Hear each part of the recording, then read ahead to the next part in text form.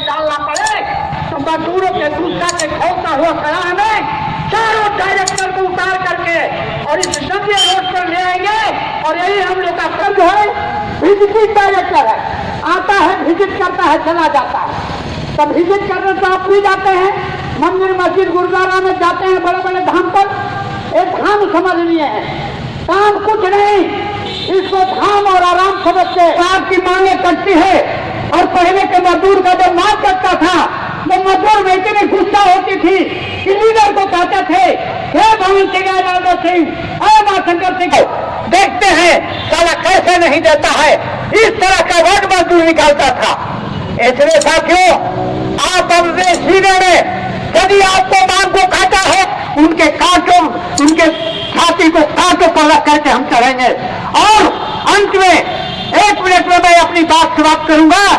और ये है कि जब तक मैं कहा करता हूं, और जो लोग रह गए हिंदर में, उनको बाल बच्चे समेत निकालो, क्योंकि अगला लड़ाई हमारा घोर है।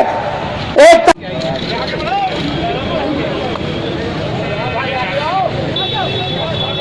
साथियों, सबसे पहले आपके जिंदगी से संबंधित है और इससे हट करके हम लोग कोई काम नहीं करेंगे। ये आपके सामने हम लोग इस प्रस्ताव के माध्यम से वादा करते हैं। हम लोग पहला प्रस्ताव है कि payment should be made within 7 days all the permanent supply including contract workers of ATC राखी चार्ज। सारे को पेमेंट करने का पहला प्रस्ताव हम लोगों ने दिया है। दूसरा जो सेकंड रिजोल्यूशन है, जिसे please promotion order, release promotion order of permanent employ, इन चीज को यथाशीघ्र चालू करो। और अगर चालू नहीं कर सकते तो कैंटीन अलाउंस एकदम नगद के रूप में भुगतान हर महीने उसको करो। तीसरा, ठेका मजदूर है हायर सैलरी पर, उनका भी जिस तरह से परमानेंट की कटौती करने का तुमने फॉर्म भरा करके सारा चीज किया, उन सप्लाई कॉन्ट्रैक्ट मजदूरों को भी अधिक हायर सैलरी पर, अधिक तनख्वाह पर उनका भी मामले चाहिए भेद कर सके और फैसिलिटी प्राप्त कर सके।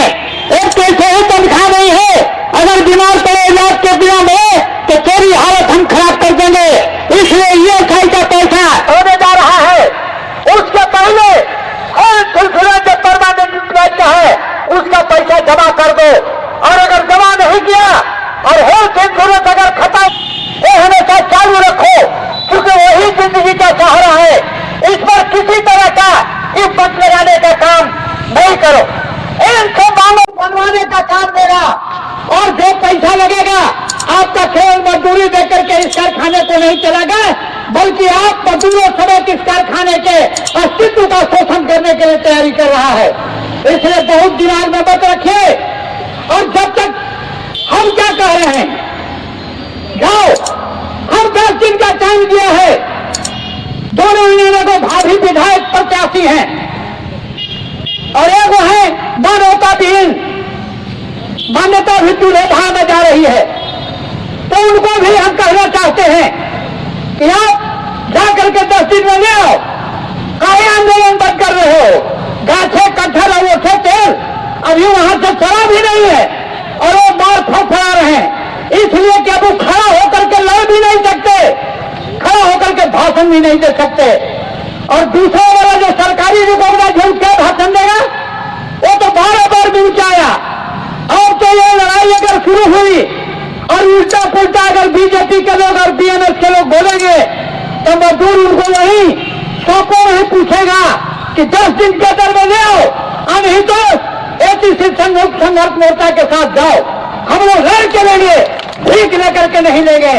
और ये जानते हो कि पंडित जवाहरलाल नेहरू ने जब देश के अंदर में पब्लिक सेक्टर को रखा था आधारशिला और उद्घाटन क्या बोला था कि यह आधुनिक भारत, स्वतंत्र भारत का सरकारी उपक्रम एटीसी मातृ उद्योग है।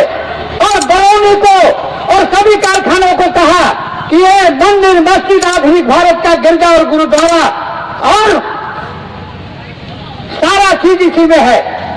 अब बताओ, एक सरकार ने कहा मंदिर मस्जिद गुरुद्वारा आधुनिक भारत के निर्माण का है, जिसमें हजारों लाखों करोड़ों मजदूर काम करते हैं और उनके बाल बच्चा IAS IPS इंजीनियर डॉक्टर बढ़ करके निकल रहे हैं।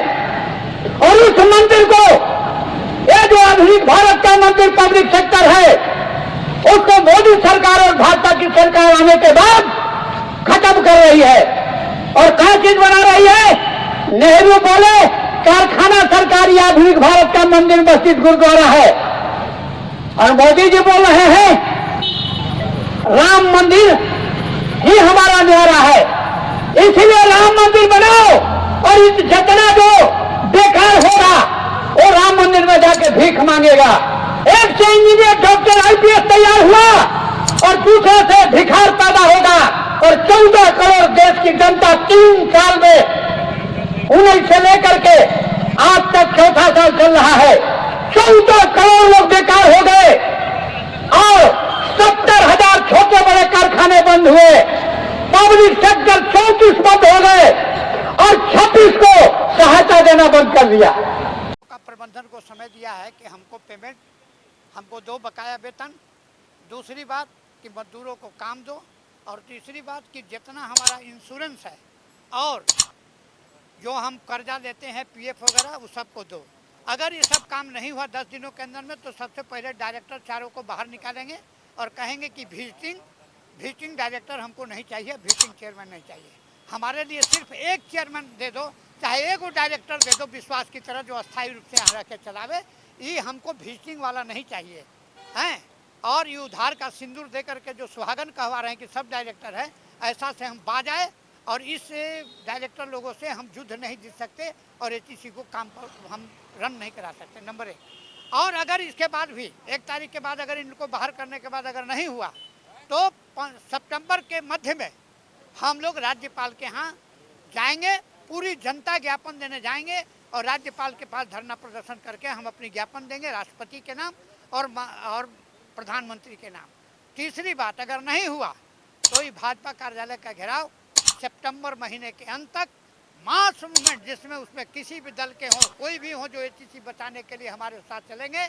मतलब नारा होगा कि जो घर जा रहे आपनो चले हमारे साथ, और हम लोग BJP कार्यालय पर हवना बोलेंगे।